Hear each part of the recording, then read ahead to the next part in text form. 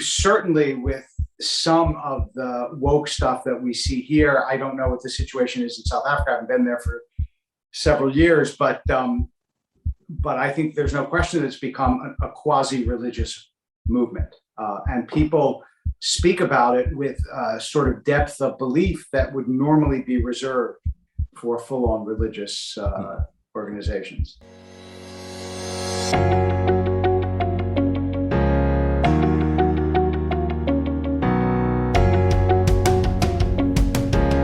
Hi everyone, I'm Petrus and welcome to WorldView. WorldView is a podcast where we explore everyone's perspectives on all things that can broaden our worldview. If you've watched any of our content so far and liked it, please consider liking this video, subscribing, and donating on Patreon. Today we're talking with Rabbi Wolpe. The rabbi is the Max Webb Senior Rabbi of Sinai Temple. He has been named the most influential rabbi in America by Newsweek Magazine and one of the 50 most influential Jews in the world by Jerusalem Post. The rabbi has appeared in numerous documentaries on the History and Discovery Channel and has written various articles and books expressing his opinions. Rabbi, welcome to the show. Thank you. So you recently wrote a book. This is the part of what I've talked about first. You recently wrote a book on King David from the Torah. Can you just briefly tell us what the book is focused on? Well, the Yale University Press did a series of Jewish lives, and they were all fairly short, 200 pages or fewer. And they asked me to do one of the books, and I chose David. And so it is, first of all, focused on giving a short biography of David. But the two questions that preoccupied me were, why is David the one who is chosen to be the progenitor of the Messiah in the Jewish and then later on in the Christian traditions? And second, really, I was interested in David's love life. Does David love? Because many, many times David is said to be loved, but it never says explicitly that David loves him. David himself loves. So that intrigued me, and I wanted to explore it in more depth. That's actually fascinating. That's a really good point. I've never really thought about it. I mean, from my perspective, of course, only know David's story from the Bible. And in that scenario, he is quite often referred to as the one who was loved by God. You know, he was repeatedly, that mindset was there. So was there any like exploratory analysis in terms of how you broke down the way that his story is described, or is it more of a historical a document? It's essentially a biography of a biography, because the principal source is the Bible. There are some archaeological bits of evidence, and you can give some context, and obviously commentary helps. But you're trying to read from a modern perspective the story that I think is by far the most detailed and psychologically intricate and interesting of any in the Hebrew Bible. So it's endlessly fascinating. I'm sure that not everybody will agree with all the conclusions I came to, but I had a wonderful time trying to retroject back into into 1000 BC and trying to understand what David was. Yeah, no, I mean, it's fascinating. Yeah, I'm still haven't got the opportunity to read it yet, but I'm very interested in seeing what you find. So it's great hearing your perspective on it. I also want to pivot a bit over. There's a lot of different perspectives and a lot of history surrounding Judaism in the world. And I saw this video on YouTube recently about the Jewish community in Manhattan in New York. They have a wire that they span all the way around Manhattan, which creates in effect I'm sure you're familiar with this. I'm just explaining for the viewers, but it creates effectively the boundary of their community, and there's a lot of significance to this. And they spend a lot of time and effort to maintaining this this community or this wall in this environment. But because of this, a lot of people think about conservative Judaism as a type of an in-group, as an elitist group. They consider themselves like, people think that they're more important. They think that they're more important than other people on earth. Is this even a fair criticism, or is this just an outsider perspective from a community that people don't really know about? I think, first of all, it's not conservative Judaism. They're not the ones who are maintaining that boundary. It's Orthodox Jews that are doing that. So I've never heard I have heard the comment that Jews think of themselves, or traditional Jews think of themselves, as more important. And I'll address that in a second. But I've never heard that about conservative Jews, which is the group of which I'm a part. You can think Orthodox Jews tend to be the most ritually observant. Reform Jews tend to be the least ritually observant. Conservative Jews find themselves somewhere in the middle of that. And so we don't generally get accusations of exclusivity. But in terms of the Jewish community in general, I think it's fair to say that I believe it's a completely bum rap. And I'll give you a story that illustrates it, at least to me. A couple of years ago, along with my brother, I was in Dharamsala, and we had the opportunity of having an audience with the Dalai Lama. And because I was supposed to speak afterwards to a bunch of Tibetan monks, which I did, about how Judaism survived in exile, since they were in exile. But before that, we had about a half hour with the Dalai Lama. And the first thing he said was, he pointed at me and said, "What's this about the chosen people?" So I said, "Yes, it's true. Jews have always thought of themselves as chosen." I said, "But we don't think of ourselves as the only ones that are chosen. Other people can be chosen for other tasks." And he said, and he laughed and he said, "It's true. Tibetans think they're chosen too." I have actually yet to meet an ethnic group that doesn't think of themselves as special. Right. I've yet to meet a religious group that doesn't think of themselves as special. Now, they will point to other groups and say, "Well, you think of yourself as special," but this is a universal phenomenon of groups. If you didn't think your group was special, you wouldn't be a part of it. So I will give you one also theological counterindication. According to the Jewish tradition, anyone who is good achieves whatever salvation is. According to classical Christianity, that's not true. You have to believe in Jesus. So in that sense, Christianity is more exclusive than Judaism. So it depends how you slice the theological pie, but no, I don't think that it's really, bottom line, a fair accusation. Yeah, but I like the perspective specifically is that you wouldn't be part of a group if you didn't think your group was special. That just so uniquely signifies the surrounding around why all the groups exist, and everybody thinks they're special. But in terms of an event to perhaps make themselves more humble, they're always pointing to the other one saying, "No, but you think you're more special than we are," for example. But that's a great point to point out. Along these lines, again, there's an extremely divisive topic regarding Israel and Palestinian conflict in their landmass that they share.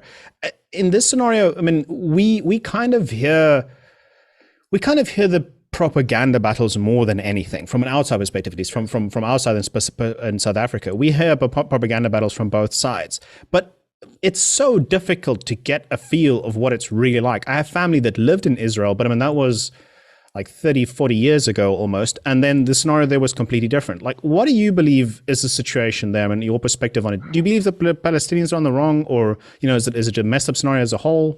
What's your take on this? Well, so as you can easily imagine, we could spend the whole hour talking about this. And anything that reduces a complex situation to a couple of sentences is going to do violation to all the parties involved.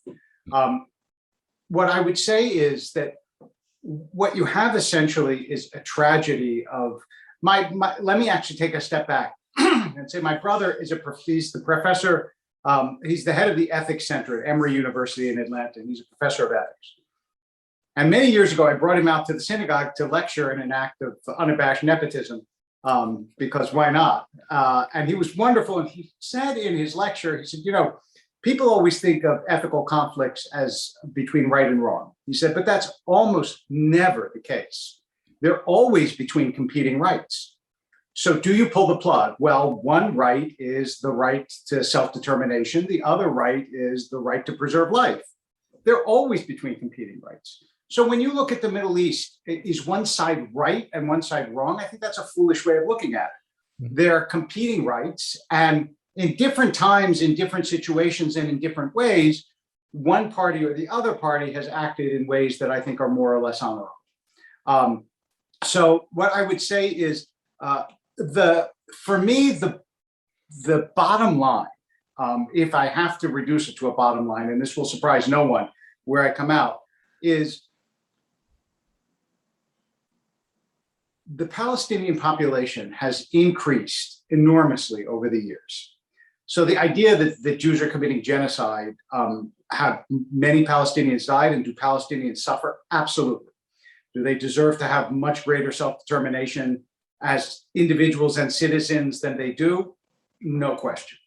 But I do wonder if tomorrow the Palestinians had the firepower of the Israelis, and the Israelis had the firepower of the Palestinians, how many Jews would be left alive in a week? And as long as you can't answer that question by saying, oh, they would be fine, then you understand why it is so terrifying for Jews to give power to people that they believe on some level, many of them, not obviously hardly all or even close to all, but many of them wish for nothing more than their elimination or destruction. Mm. So it's an extremely difficult situation. I don't know how you claw back from that, but I'm hopeful, actually, after the Abraham Accords, that maybe there is going to be a sort of generalized acceptance of the presence of Jews in the Middle East. And if that acceptance begins to spread, then I think the Palestinians can begin to live the lives that they so richly deserve to be able to live like everybody else.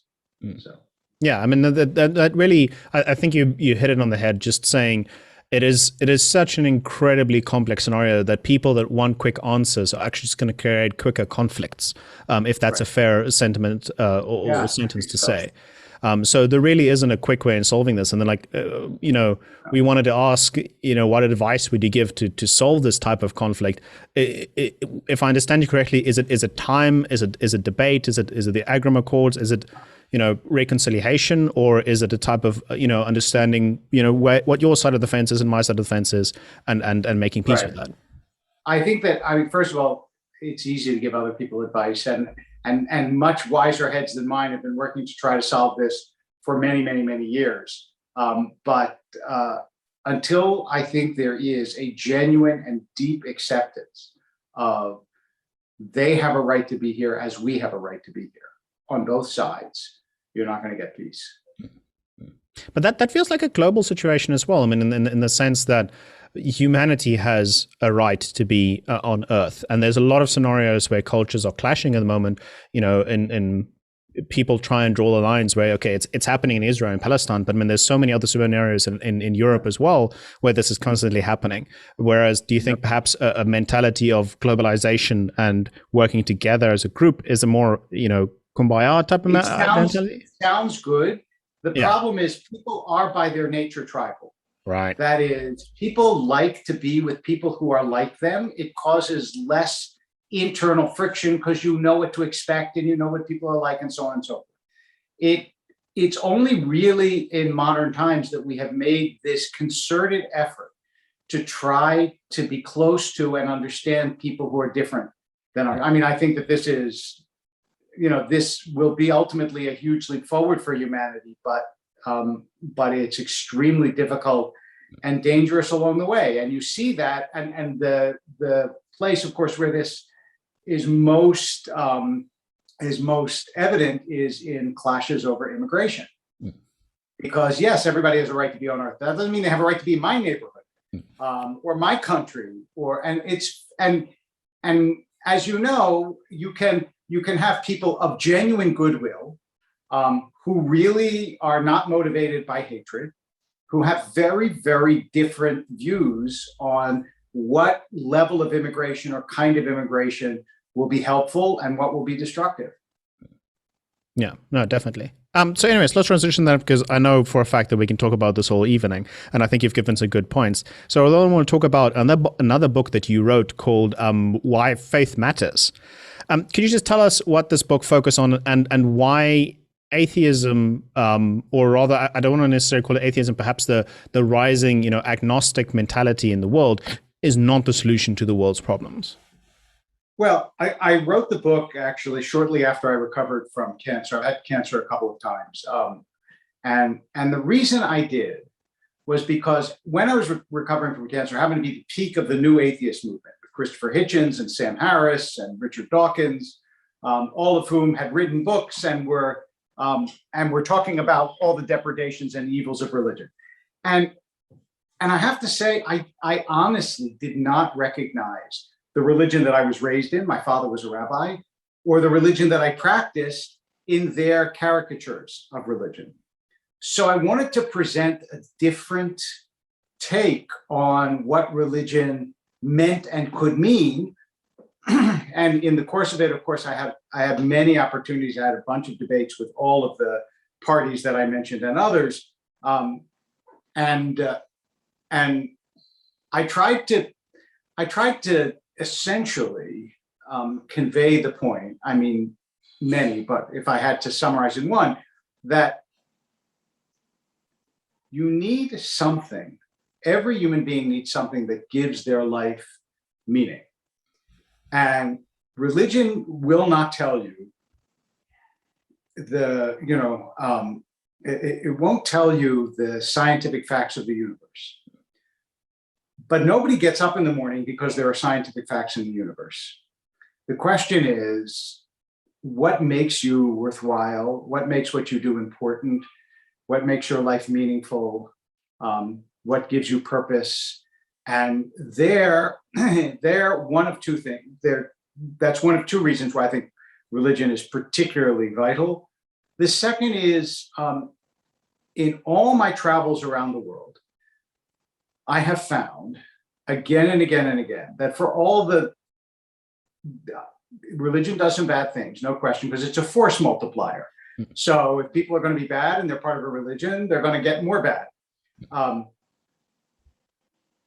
But I'll give you an example. I went to Haiti to help a friend build an orphanage there. And almost every person I met there who's been working there for years, not just who flew in and then flew out, who's working there for years, is a Christian aid worker. And it's because they believe that's what God wants them to do. And I think that religion does not get credit for the enormous amount of good that it does in the world, that everybody knows Doctors Without Borders. But nobody knows WorldView, which is actually the largest aid organization in the United States. It's an evangelical organization, so people don't know it. So I think that's the other part of this is I know in my congregation, if someone's in trouble, they're never alone. And they're never alone because they're part of a religious community. Their bowling league might not help them. Their country club might not help them, but their church or synagogue or mosque, they'll be there. Yeah, this is interesting because I want to go back to your point where you said like there's been a very clear separation recently more so about religion and the way that people see the natural world explained. For example, there was a lot of not even that long ago, let's say a couple of decades ago, there was still a mentality among more conservative religions that their creation perspective was the true and only perspective. And in a more modern sense, a lot of these religions have since pivoted and said this is part of our religion, a part of our identity, but we acknowledge that there's a lot of scientific answers to the natural world. And I mean, this is kind of along the same lines as the old world slowly but surely separated state and church from each other. So do you believe that there will be a scenario in which we'll actually be able to completely separate, say, for example, our understanding of the natural world in the same way as we separated church and state as well, and in a way of thinking? Or do you think that's one's more difficult to get out? I would say separate and integrate. That is, I don't want to be too facile and too glib about it, but a scientist can tell me how God made the world. So it doesn't entirely separate my idea of God as an ultimate creator, but I would not turn to another rabbi to find out, how to make a vaccine. But I do find, and I've had this discussion before, and I'm not sure that I've ever received a satisfactory answer. The very idea that the world works according to natural laws is not a given. If it's not somehow created such that these laws obtain. So anyway, I remember the first debate in science and religion I ever had was with the late Stephen Jay Gould, who was a professor at Harvard. Brilliant guy. And I started off with a joke that he was good enough to laugh at, which is that one day at the end of time, scientists look up at God and they say, look, basically we can do everything you can do. We don't need you anymore. God says, really, everything? And they say, yeah, basically everything. And God says, you can make a human being from dust? And they say, yep. And God says, okay, let's see. So a scientist reaches down, scoops up some dirt, and God says, you get your own dust. And that idea that even even the things that we can do are dependent on the creation we're given is a realization I think that religion needs to make us aware of, especially in a time when what we're doing with our planet could imperil it. Yeah, well, that's amazing. I'm actually going to remember that joke because I feel like it so properly illustrates the point that you just made. I love it. So I want to talk next about this is along the lines of growing atheism and growing people that are just agnostic, that just don't care whether there's a God or not. At least in popular debate, especially in the scenario, and we'll talk in a couple of moments about Christopher Hitchens and the other people that you debated with. But, in popular debate, do you feel like there's a lack of faith as it's traditionally known, in different religions, and today's woke culture? So in the sense that, there's a lot of, I want to say, it feels like I'm doing a catch-all phrase here, but let's say there's a lot of woke arguments that's being held that come along with atheism and the benefits that they tout for it. So do you think perhaps, wokeism has become such a strong movement along with these that it's actually become a faith in of itself? Or do you feel like there's no connection really between faith and today's woke culture? I think there's absolutely a connection. Okay. I really do think that Chesterton was a Roman Catholic novelist and writer. He was right. He said, when people stop believing in something, it isn't that they believe in nothing, it's that they'll believe anything. And I really do think that we have this innate capacity for belief, and also for a tribe that is ours. And once it latches on to an idea, even if that idea seems on the face of it to someone on the outside self-evidently overblown or absurd, people will defend it with their teeth. They will not let up. And I think certainly with some of the woke stuff that we see here, I don't know what the situation is in South Africa. I haven't been there for several years, but I think there's no question that it's become a quasi-religious movement. And people speak about it with a sort of depth of belief that would normally be reserved for full-on religious organizations. The thing is and this is an argument that I've heard people mention that say that wokeism is the new religion. It's like other religions in the world have had a lot of time and a lot of academic, thorough thought and study put into it by professionals and other, people of the community alike. So it's had time to evolve to a point where modern Judaism, modern Christianity and so on is incredibly accepting and compatible with the very freedom that the Western world really has at a core of its identity.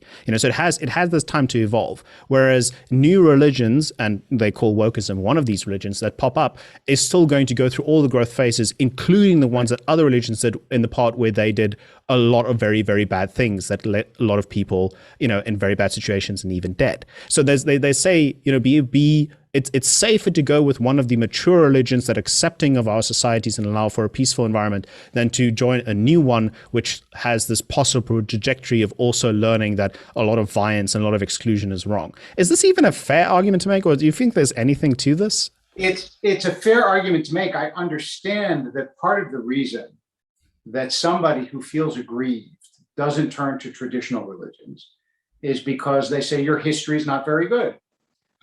When someone, for example, says, if you look for who abolished slavery, it was Christianity, which is true, right? In the East, it wasn't abolished. In the Arab world, it wasn't abolished. It was abolished under Christianity. They'll still say, okay, so for thousands of years, it was great. And now you're telling me they abolished it a little before someone else. Even so, that's not enough of an endorsement for me to think that Christianity has, my best interest at heart as a person who's going to be a minority. So I understand why, as in every generation, I think that there are a couple of phenomena going on. One is there has been gradually a reclaiming of the dispossessed. So the reclaiming of voices that we didn't used to hear, women's voices, voices of color, all of those people who were effectively muzzled by history, now they're speaking. And when they're speaking, when you first get your voice, I think there's a natural tendency to want to only hear me because I've been listening to you for so long, just listen to us. I get that. The second part of this that I think is at least worth thinking about is we are the first generation, or maybe now the second generation, depending on how you measure, where children had vital life skills that parents didn't have. That never happened before in history. My daughter knows how to work my computer much better than I do. She's 24. But 100 years ago, a 24-year-old didn't have any essential life skills that her parents didn't already know better than she did. So I think there is now an assumption of authority in other areas that younger people are arrogating to themselves because they're used to knowing things that older people just don't know.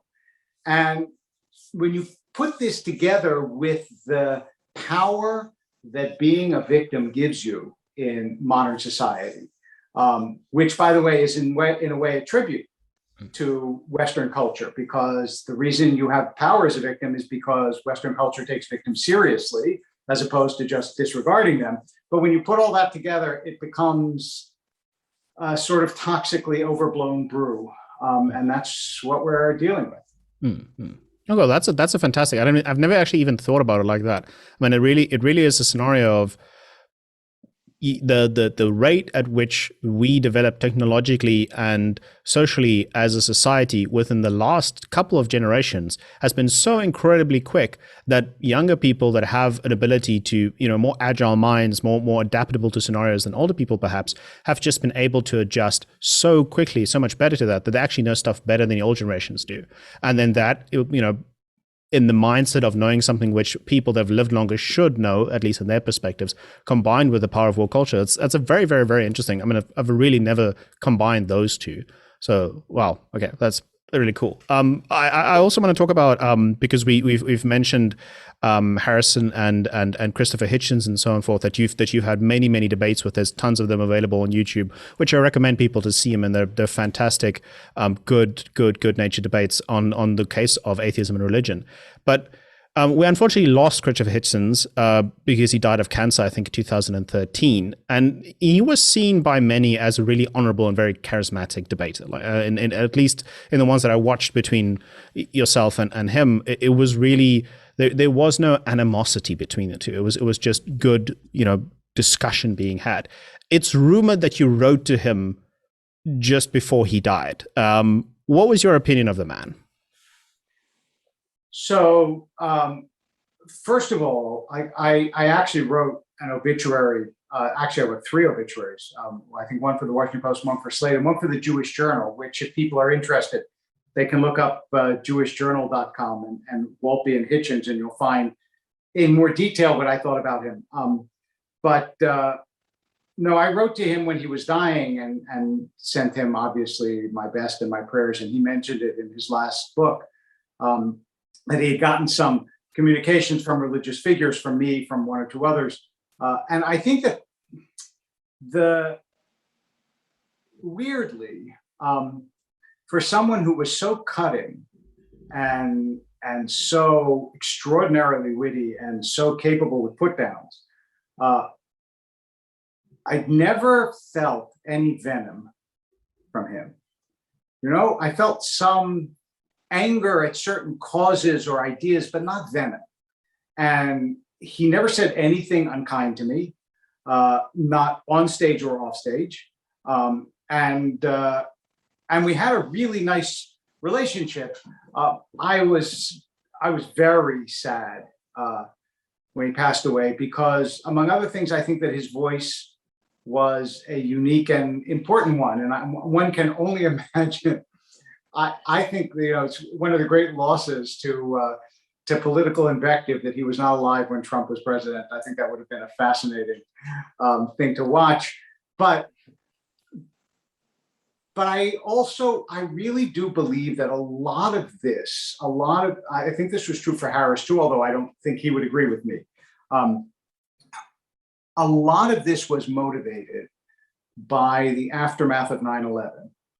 And by the sense that Islam, especially Islamism and radical Islam, was a really dangerous threat. Remember that Hitchens, to the end of his life, defended the Iraq War, even when some of its most stalwart defenders stopped defending it.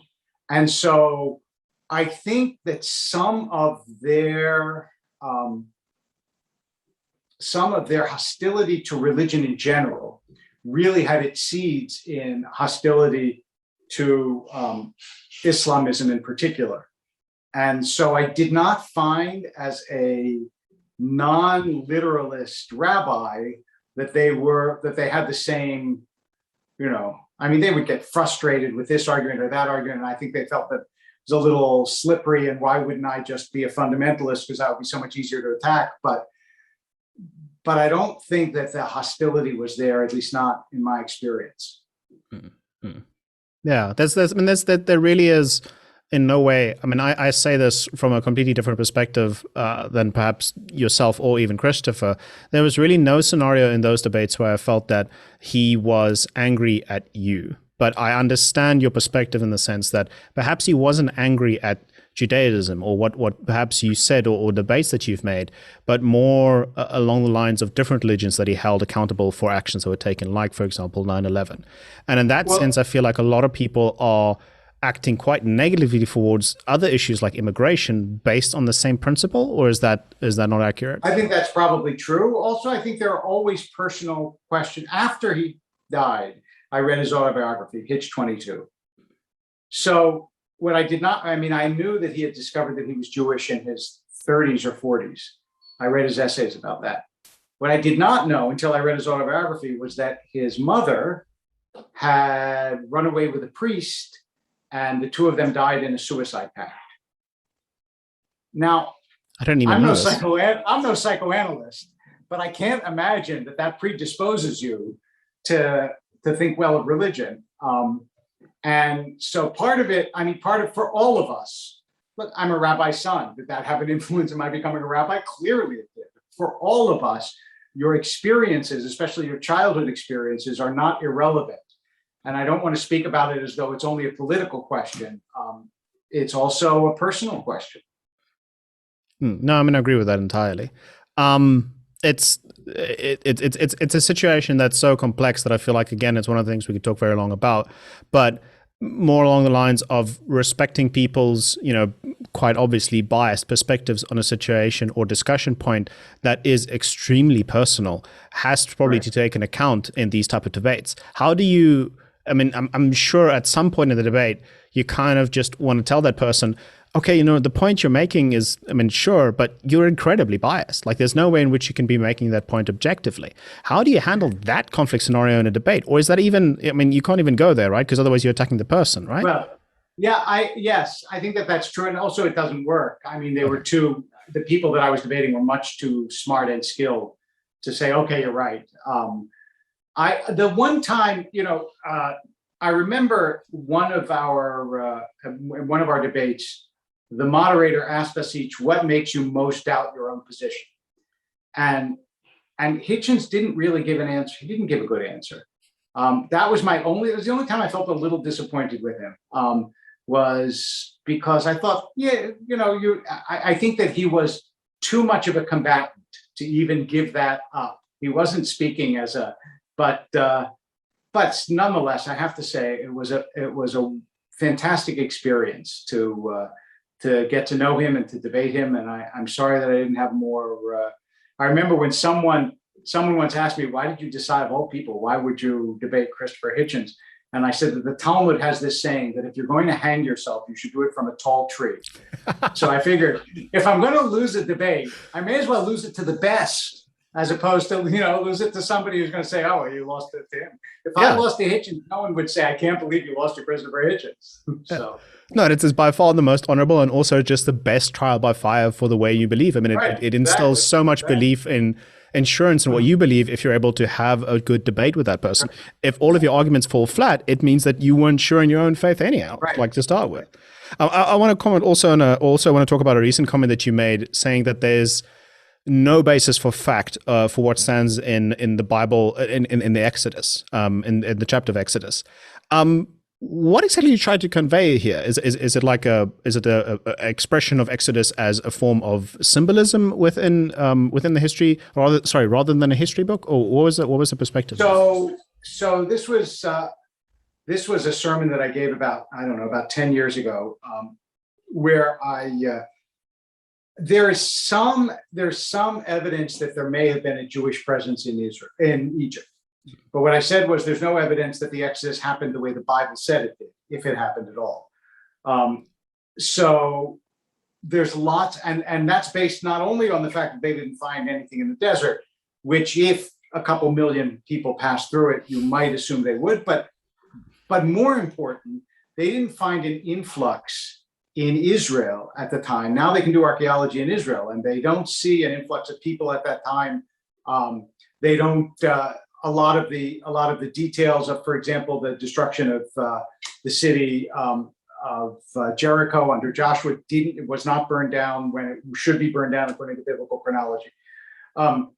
I did favorably review a book by Richard Elliott Friedman, I reviewed it in the New York Times, where he claims that the Levites were the ones who left Egypt, and he makes a very good case based on various bits of information. However, all of this doesn't exactly address your question, which is why did I do it in the first place? The reason I did it was, if you make a theological claim, like God exists, you can't prove or disprove that historically or scientifically.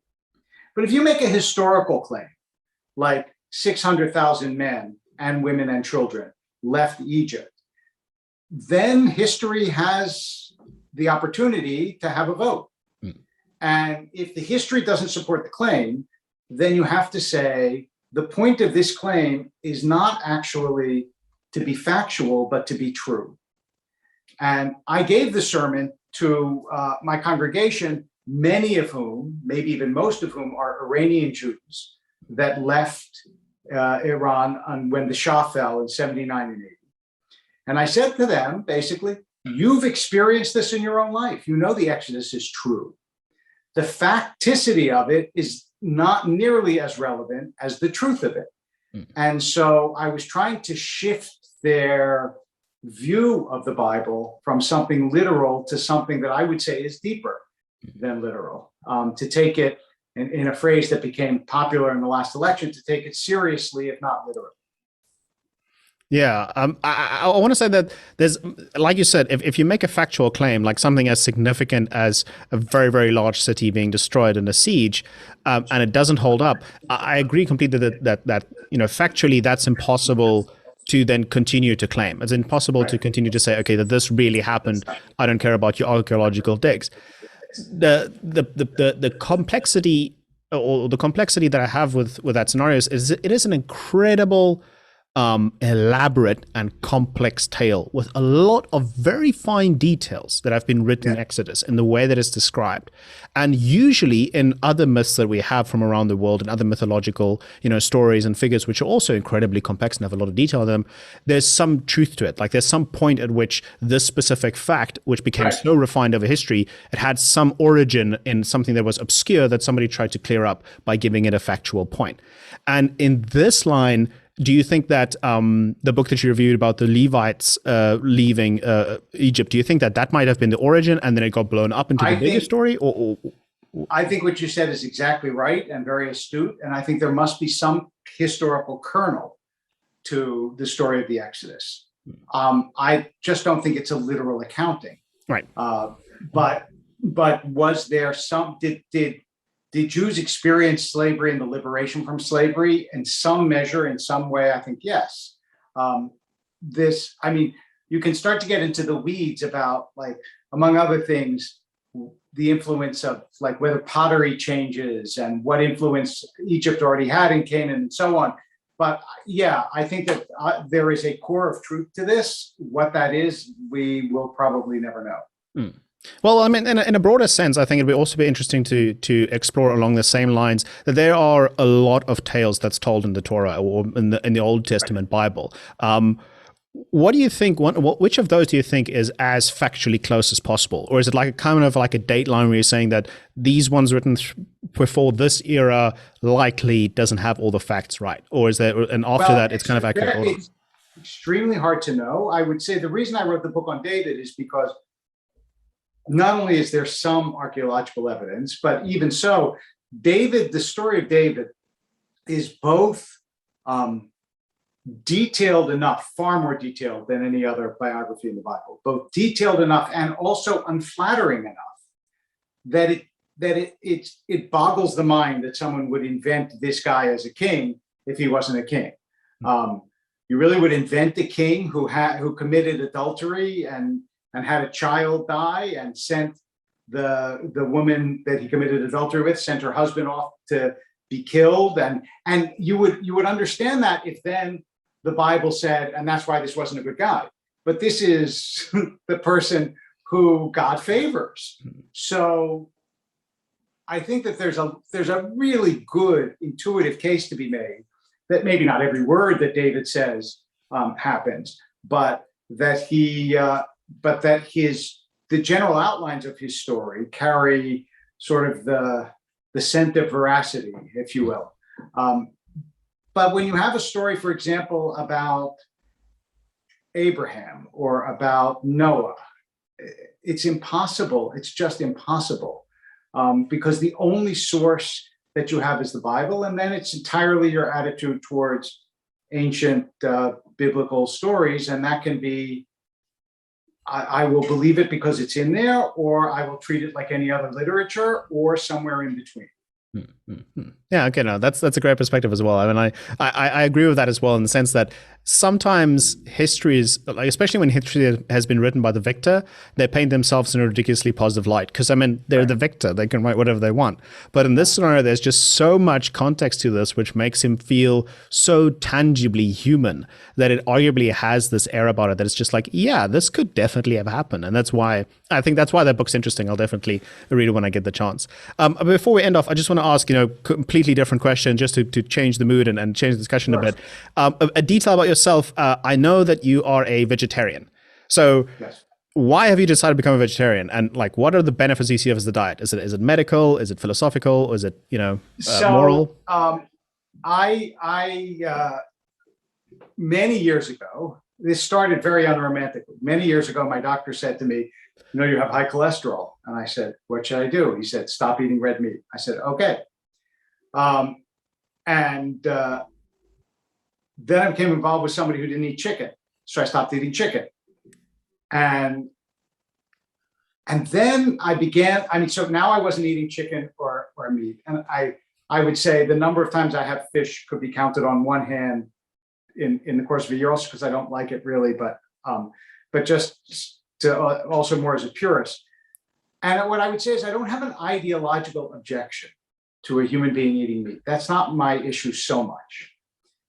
But I think that everybody has to know that the overwhelming amount of meat that you eat is treated in ways that are brutally cruel and inhumane. Factory farming of chickens, of cows, and it doesn't matter if it says free range. You can raise a chicken under your kitchen sink and call it free range. Yeah. So I do have a little bit of a crusade against the cruelty of the way that the meat that we eat is raised, but honestly, for me to set myself up as an authority about it being healthier or not healthier, I'm not a nutritionist. I don't know. I know that it has worked for me for many years. It makes keeping kosher very easy. I have one set of dishes. Some people have two. I have one because I don't have any meat in my house. When I go out to a restaurant, I don't have to worry about it because I don't eat any meat.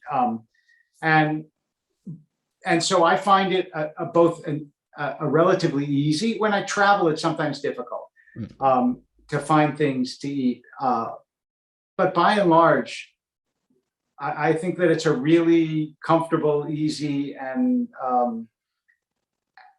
morally, I would say, not perfect, but certainly morally in advance on eating animals that are tortured before they come to your dinner table. Yeah. I mean, I was a vegetarian I should also say pescatarian. I ate a lot of fish still, but I was a pescatarian for 6 years.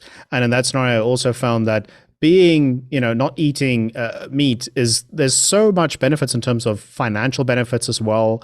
And there's a lot of like interest in that people take in the way that you prepare food, because South Africa, one of our identifying features is the fact that we call it braai, which is just we grill, we barbecue a lot. And everybody barbecues meat here. We even have a barbecue day where everybody barbecues meat. It's a cultural identity. So it's a bit more difficult to be vegetarian here, but just along the lines of the interesting things, the explorations that you take with food when you're not allowed to add meat to it. The question I get most asked when I was a vegetarian was, how do you make food interesting? Like how is vegetables interesting? And that type of journey and that type of perspective was just a lot of fun to me, because I'm a foodie. I love food, so finding something which is different or interesting was actually motivation. So that's a great perspective as well, and I definitely agree from a industrialized perspective on meat production. There is so much that's theoretical in the way that animals are supposed to be treated humanely,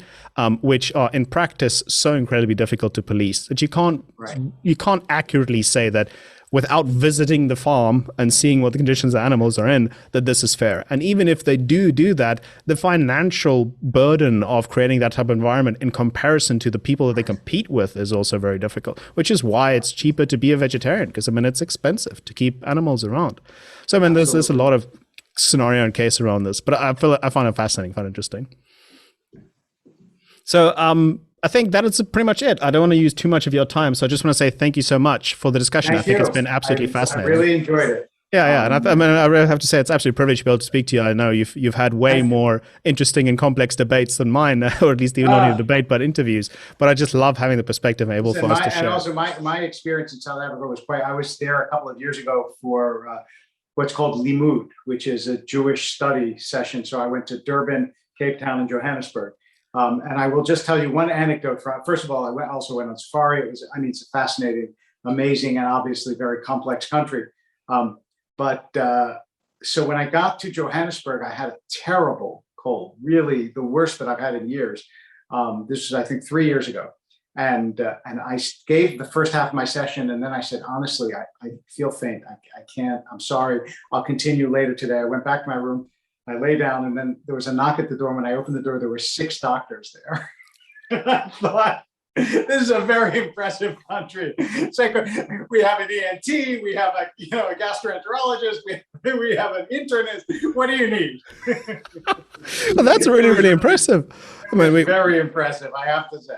Oh wow, yeah. No, that's like an amazing community you talk to be able to have that available. So kudos to them as well. So if there's anything else, do you want to add anything else or plug something? Thank you. No, other than it's been a great pleasure, and thank you for having me.